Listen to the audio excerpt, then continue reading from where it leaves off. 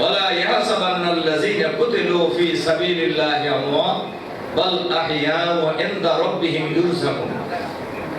যারা আল্লাহর দ্বীনকে বিজয়ী করার জন্য জীবন দেয়, তোমরা তাদেরকে মৃত্যু বলো না, বরং তারা জীবিত এবং তারা তাদের পরওয়ারদিগারের পক্ষ থেকে রিজিক পেতে থাকে। সুবহানাল্লাহ।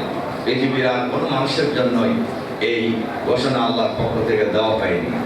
আর রাসূল সাল্লাল্লাহু আলাইহি সাল্লামের হাদিসে শহীদদের ব্যাপারে বলা হয়েছে, একজন শহীদ কিয়ামতের দিন তার পিতামাতা সহ নিকটাত্মীয় 70 জনকে, যাদের ব্যাপারে জাহান্নামের ফয়সালা হয়ে গেছে, একজন শহীদ এরকম একজন 70 জন ব্যক্তির জন্য আল্লাহর দরবারে সুপারিশ করবেন।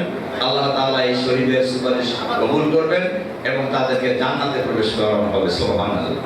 এটা পৃথিবীর আর কোনো রাষ্ট্রপতি বা প্রধানমন্ত্রী বা কোটিপতির কাছে জন্য এই ঘোষণা দেওয়া হয় নাই। সম্মানিত সুধী মণ্ডলী, একমাত্র জান্নাতে যাওয়ার পর শহীদরাই চাইবে আবার দুনিয়ায় আসতে এবং আবার শহীদ হবে, আবার জীবিত হবে, আবার শহীদ হবে। 3 বার বলেছেন রাসূল সাল্লাল্লাহু আলাইহি সাল্লাম। এজন্য আজকে আপনাদের কাছে যে অনুরোধ রাখতে চাই, শাহাদাতের রক্ত কোনোদিন বৃথা যায় না। আমি গত 16ই অক্টোবর রাজশাহী বিশ্ববিদ্যালয়ের ছাত্র সংসদ রাষ্ট্র নির্বাচন যখন হচ্ছিল, আমার মনে হচ্ছিল শিবিরের প্রথম শাহাদাতের ঘটনা 11ই মার্চ 1982 সালে, যেদিন শিবিরের কর্মীদের এক মাথার নিচে একটি ইট দিয়ে আরেকটি ইট দিয়ে তার মাথাকে থেতলে দিয়ে হত্যা করা হয়েছিল সাব্বির, হামিদ, আইয়ুব, জব্বারকে।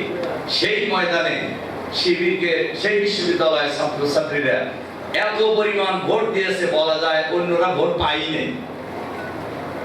ওখানকার নিকটতম প্রতিদ্বন্দ্বী ছিল ছাত্র দল, তারা ভোট পেয়েছিল 3000 সামথিং, আর ছাত্র শিবিরের বিজয়ী প্রার্থী ভোট পেয়েছেন 12,500।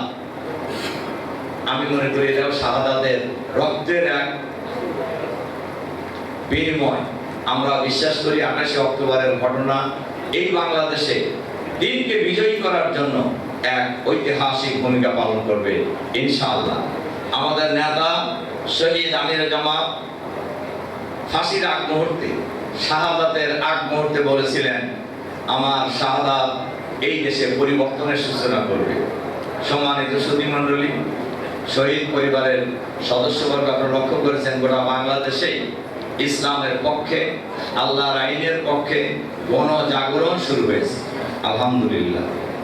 আজকের এই পল্টন ট্রাজেডির দিবসে আমি সরকারের কাছে আহ্বান জানাবো, এই ঘটনায়, পল্টন হত্যাকাণ্ডের ঘটনায় সুনির্দিষ্ট শেখ হাসিনাকে প্রধান আসামি করে সুনির্দিষ্ট মামলা হয়েছিল। সেই মামলার চার্জশিট হয়েছিল। সেই চার্জশিট এক অদৃশ্য শক্তির ইশারায় অধিকতর তদন্তের কথা বলে সরায় নেওয়া হয়। এরপরে আওয়ামী লীগ ক্ষমতায় আসার পর এই মামলা প্রত্যাহার করে নেওয়া হয়েছে। আমরা অন্তর্বর্তীকালীন সরকারের কাছে আহ্বান জানাবো, অবিলম্বে এই মামলা পুনরুজ্জীবিত করতে হবে এবং খুনি হাসিনা সহ 14 দলীয় দলের নেতা কর্মীরা যারা এই মামলার চার্জশিটভুক্ত আসামি ছিল, তাদের বিরুদ্ধে আইনানুগ ব্যবস্থা নিতে হবে, বিচার করতে হবে, ফাঁসি দিতে হবে, ফাঁসি কার্যকর করতে হবে আগামী দিনে। এটা হলো আজকে পল্টন ট্রাজেডি দিবসের আমার মূল কথা। সম্মানিত সুধী মণ্ডলী, ভাই এবং বন্ধুগণ,